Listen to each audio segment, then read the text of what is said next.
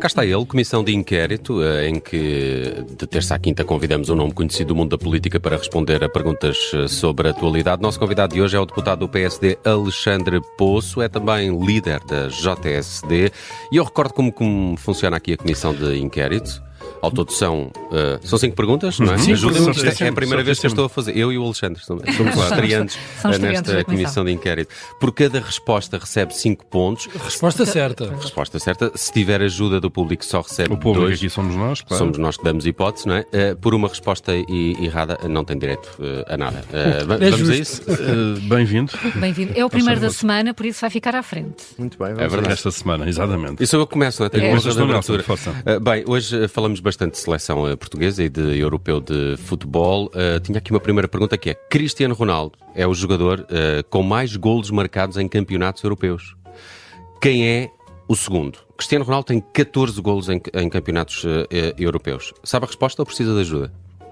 Estava aqui a pensar. Antes de mais, bom dia, obrigado. Bom dia. Estava aqui a pensar no Platini, mas não tenho a certeza. Mas é a resposta? É a resposta. penso- É a resposta? Nós somos muito generosos, não, Nelson. Eu penso que É. Michel Platini marcou muitos golos ali em 84, que até causou na altura a nossa eliminação. Só marcou em 84. Só marcou em 84. Está Merece. certo, está certo. certo. Vai, 5 caramba. pontos, muito E bem. daí vem a nossa mala pata com os franceses. não é? É verdade, é verdade. O Alexandre costuma acompanhar o futebol e nomeadamente a Para seleção. saber isto só pode acompanhar. Não, digo eu, acompanho. Eu gosto muito de futebol e eu tenho a eliminação no Euro 2000 face à França, naquele discutível penalti da Abel Xavier, que faz com que depois a seguir, acho que uma catrefada de jogadores de Portugal foram expulsos e depois somos eliminados nos Sim, meios sim. finais Sim, meu Deus. com a França. Foi talvez a minha primeira desilusão desportiva. Depois a seguir tive outra 4 anos depois. Pois, logo a seguir. Não, E 4 não, essa- 5, quando o Sporting perde a final Ah. da Taça UEFA em casa. Isso não é uma contra o desilusão. CSKA, mas já vingámos essa derrota em 2016 e até em casa dos franceses. Alexandre, em relação à presença de figuras da política, sobretudo quando joga a seleção, não há um certo exagero? Eu penso que não. Olha, eu tive, por uma circunstância pessoal, eu tive a possibilidade, em princípio não se vai concretizar, mas por uma circunstância pessoal, nada a ver com a política, de se calhar ir a este Campeonato Europeu 2024. Mas eu não iria lá como deputado, iria porque tenho uma pessoa conhecida e amiga que está envolvida nesta jornada europeia e que me falou dessa possibilidade. Eu, por acaso, como é óbvio, me recordei que no passado já deu aí alguma chatice esta ligação. Agora, nós também temos novos mecanismos, por exemplo, os deputados à Assembleia da República, quando inicia o seu mandato, têm de preencher um conjunto de declarações. Uma delas é um registro de interesses. Eu, por exemplo, no meu registro de interesses, tenho lá que sou sócio de um clube de futebol e, portanto, eu penso que pode ser problemática. Nos últimos anos, nós assistimos a uma tentativa de um maior separar de águas, mas também não diria que é sempre problemático, ou seja, eu penso que é uma análise caso a caso, não é por um dirigente político ou partidário estar num estádio de futebol que imediatamente o torna sujeito de qualquer tipo de ilícito, de prática de qualquer tipo de ilícito ou de crime. Ou seja, mas eu sei que tem existido um caminho de uma certa, como eu dizia há pouco, separação de águas entre o mundo de futebol. Agora, Tem mais às vezes até em pertencer a órgãos sociais de clubes de futebol. sim, talvez seja mais nessa lógica, mas hoje em dia os deputados são, por exemplo, no caso dos titulares de cargo público, são obrigados a declarar as associações E são a mais que pertencem. escrutinados, Sim, parece-lhe sim. também. E eu tenho muito orgulho, por acaso, de ser sócio do Sporting Clube de Portugal. Não sei se isto algum dia me fará perder votos ou não, mas sempre disse que era adepto do Sporting. Não vou estar a Não responder. diz para ser Não- mais conveniente que é adepto da seleção. Não, eu percebo onde é que quer chegar. Não, também Ou sou... do Carcavelinhos. ou do Carcavelinhos, mas sou adepto e sou sócio do Sporting, faz este ano 10 anos. Muito bem. Então vamos passar 5 para pontos, outros não é? campeonatos. 5 Cinco pontos. para Está já. Bem bem. lançado. sim. Está bem. Pode fazer o Está pleno. Seria o primeiro pleno. Ainda não Pois é. tivemos ninguém a acertar nas 5 perguntas. Vamos ver. Este é outro campeonato. É o que envolve agora António Costa. Está a ser considerado para a presidência do Conselho Europeu. Com o Tratado de Lisboa, o cargo deixou de ser rotativo, passou a ser exercido por uma individualidade que é escolhida pelos chefes de Estado e de Governo dos 27, como está a acontecer agora. A pergunta que temos para si é: quem foi o primeiro presidente permanente do Conselho Europeu? Van Não há Rompuy. muitos. Certo. É lá. Vamos lá, Nelson. E a seguir Não Tusk. há aí uma musiquinha, né? Ora, aí isso. está. Aí está. Herman Van Rompuy. Herman Van Rompuy, exatamente. O Luxemburguês ou belga? Belga. Belga. Isso assim, Belga. não está a dar luta nenhuma. Não está a dar luta Não, nenhuma. está Mas, impressionante. mas a escolha de António Costa deu uma certa luta, pelo menos Está a ontem à dar, noite, esse. não é? E está a dar, e ontem à noite também deu.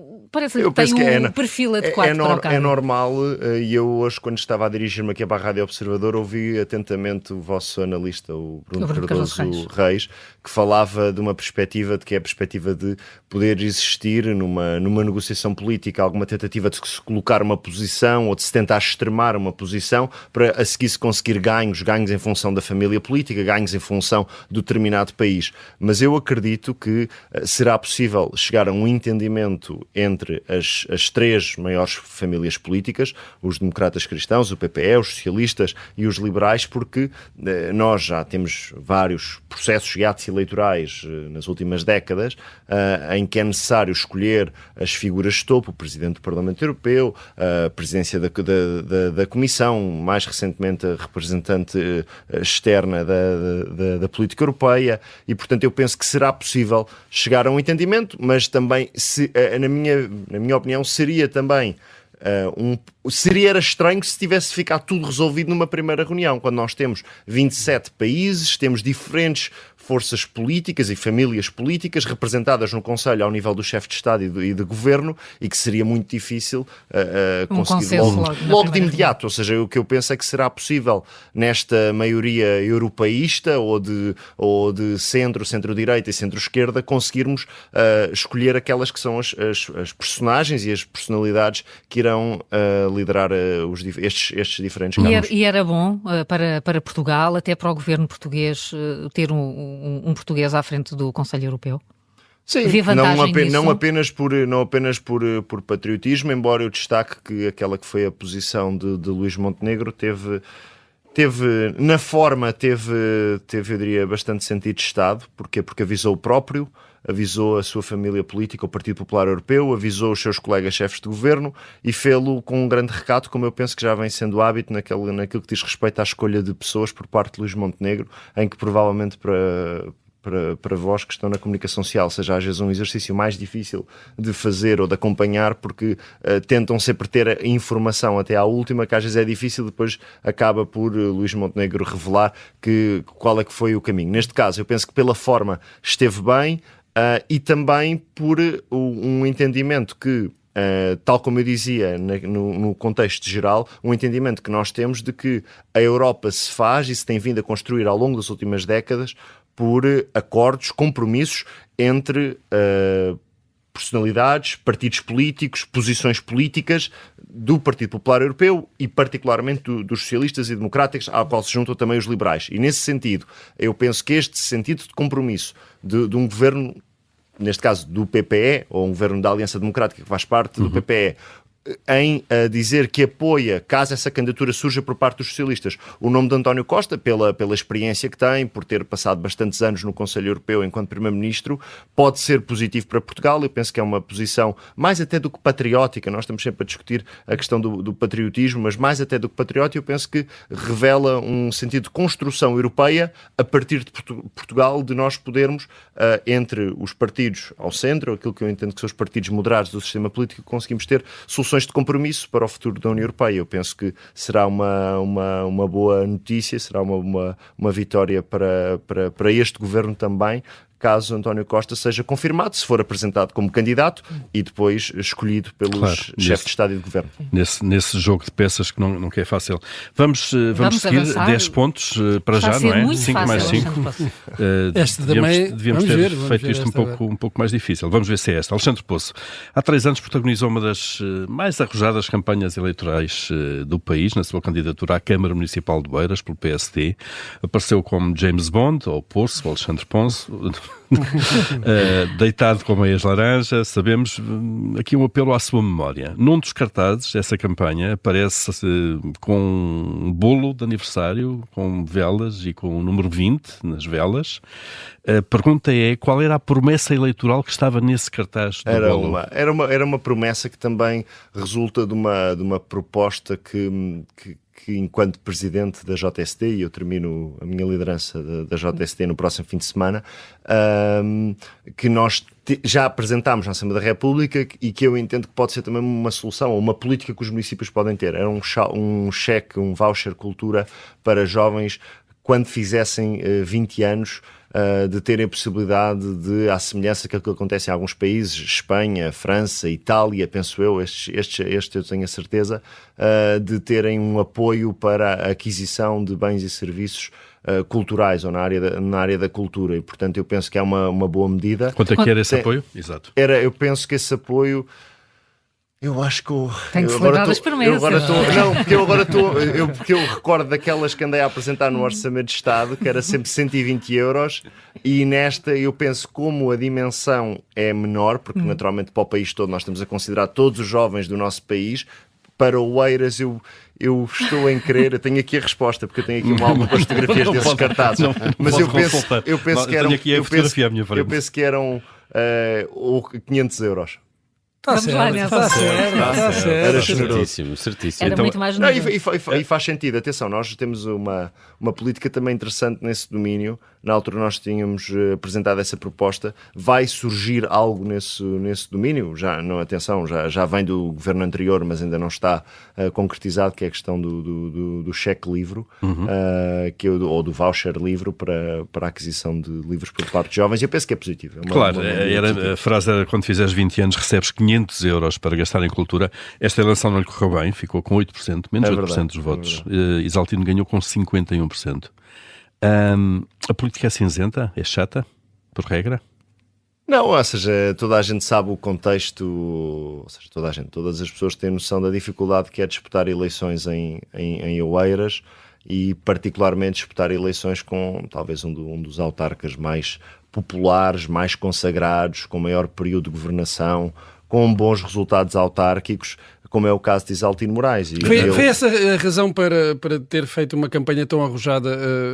A certeza de que muito dificilmente poderia ganhar as eleições? Eu vou explicar-lhe o contexto. Eu até tenho falado poucas vezes e nem quero muito falar sobre esse futuro, porque acho que mas sobre o passado estou à vontade para falar. Porque entendo que enquanto antigo candidato do PSD à Câmara Municipal de Oeiras tenho que ter algum recato, até porque já falta pouco tempo para se voltar a tomar decisões autárquicas em Oeiras e em todo o país. Mas eu penso que na altura nós estávamos ali em meados de maio e o PSD, e na altura a liderança do PSD, Rui Rio, não tinha candidato a uma das principais câmaras do país. E o processo na altura foi bastante conhecido, até relativamente complexo e atribulado. E também por esse motivo não havia ninguém... E então Rui Rio desafiou-me e fez-me esse convite sem nenhum tipo de obrigação, mas eu senti para mim que seria sempre quase um imperativo que não fosse, quando eu era o candidato, que o PSD desapareceria do município de Oeiras, quando o PSD durante décadas liderou o município de Oeiras. E, portanto, nesse sentido, existiu essa necessidade e foi uma decisão estratégica por parte da candidatura que eu encabecei, que nós precisávamos de chamar a atenção com uma comunicação disruptiva, com uma forma de fazer campanha que procurasse chamar a atenção. Eu sei que o resultado não foi um resultado a que eu diria que o PSD que deve querer ambicionar. O PSD não concorre a eleições para ter resultados baixos, mas naquela eleição a nossa vitória era a eleição para o Executivo da Câmara Municipal. Conseguimos, num contexto em que Isaltino Moraes, eu penso que até subiu de 6 para 8 vereadores. E, portanto, foi uma eleição bastante difícil. E foi também por isso que está a dizer que nós optámos por um estilo de campanha, de comunicação muito irreverente. E eu estou certo que para o ano nós vamos ter, em várias eleições autárquicas, eu imagino os candidatos a presidentes de Câmara com as suas direções de campanha, com os seus estrategas de comunicação e de marketing, a dizer, eu quero fazer algo como aquele rapaz fez lá em Oeiras, que se atirou de um avião e fez uns cartazes disruptivos para chamar a atenção. E admite voltar a candidatar-se? houve, só para terminar antes de ir aí, houve quem, eu sei que houve quem odiasse, ainda hoje há pessoas que acham que eu sou um pateta por ter feito esse estilo de comunicação, houve quem gostasse muito e que tenha a partir daí começado a acompanhar aquilo que é o meu trabalho no Parlamento, na política, e portanto, olha, tenho... E como é que olha para isso? Tenho orgulho no que fiz, num contexto bastante difícil, e depois seguiu em frente e a vida segue sempre em frente. E segue eventualmente em novas eleições autárquicas? Olha, como eu disse há pouco, quando passamos por uma determinada posição, nós depois temos de ter algum recato, porque eu sei que se disser algo sobre as autárquicas de 2025 em Oeiras, eu sei que isso será notícia e posso estar com essa posição a dizer que sim, que não sei o quê, a gerar a desencadear um conjunto de dados que não é neste momento o meu foco e o meu pensamento, e portanto eu penso que devo ter algum, como eu disse há pouco e repito, algum recato naquilo que diz respeito a falar sobre autárquicas em Oeiras, se entender mais para a frente, quando nós já nos estivermos a aproximar da data, que devo dizer qualquer coisa, também o farei naturalmente. Se entender que não devo dizer, também não o digo. Agora, aquilo que eu não posso fazer é retirar espaço de manobra, espaço de liberdade ao meu partido, ao PSD, à sua liderança, que vai ter de tomar uma decisão relativamente às autárquicas em Oeiras, e portanto eu penso que neste momento não queria estar aqui a tomar nenhuma posição, porque não quero comprometer o meu partido. A seu tempo tomará uma decisão. Se eu for ouvido nela, tudo bem. Se não for, tudo bem na mesma. Estou de consciência muito tranquila e muito, muito feliz com esta minha relação com o município de Oeiras. Então vamos Muito avançar. Vamos 15 pontos. 15 pontos, 15 pontos até ao momento. Pontos. Vamos agora à quarta pergunta. Gosta de música? Assim, olha, eu tenho uma playlist há vários anos no meu Spotify chamada Viver, que aquilo é um bocado uma mixórdia, aquilo tem tudo. E tem músicas dos anos 80? Tem. Então, A minha banda favorita de sempre, eu no outro dia dizia para um amigo meu que quando estão a ver aquelas eu não, cada um faz o que quer, mas a mim faz muita confusão aquelas pessoas que vão 24 horas antes de um concerto para um estádio ou para um recinto. E eu disse para um amigo meu, eu jamais faria isto, com uma exceção.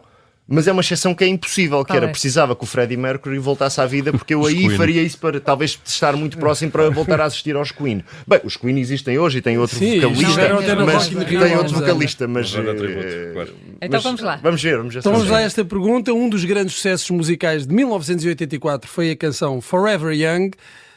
De que banda estamos a falar? A banda que popularizou... Pode cantar. I Want to Be Forever Young. Exatamente. Podemos dar ajudas. Se der ajuda, Então, eu nesta pronto. não consigo ir lá. Já vai para os 2 pontos. Agora já não consegue os 5. Bem, então ajuda. Será os A.A., os Alphaville ou os Duran Duran? Alphaville. Mal disse o nome, eu lembro. Certíssimo, é verdade. 2 pontos. Bem. 2 2 pontos. pontos. Alphaville. Estamos com 17, não é? Alemães, não eram? Eram alemães. Eu acho que foram daquelas bandas que só tiveram One Tiveram Hit sucesso. Wonder, Não exatamente. Não foi o Wonder. Wonder, mas foi Sim, o Two It Alphaville. Wonder. Foi por aí.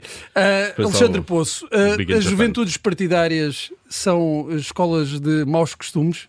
Não. São excelentes escolas de quadros. Então porquê é que tem uma reputação tão má? Normalmente que tem-se esta ideia de Os que... Jotas. Os Jotinhas. É da Jotinha, Olha, faz carreira.